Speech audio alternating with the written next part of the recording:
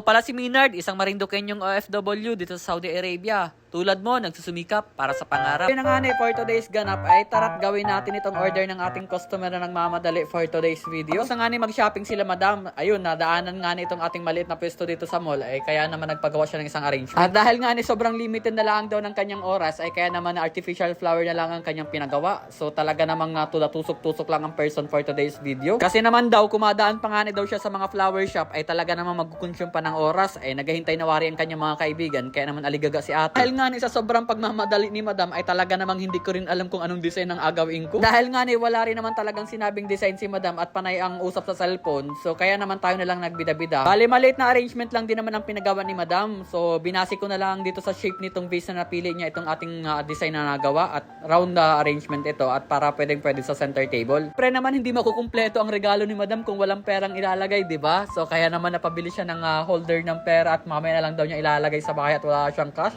So kaya naman hanggang dito na lang muna ang ating video. So maraming salamat sa panonood at sana nagustuhan nyo ang ating for today's ganap. Hanggang sa muli, paalam!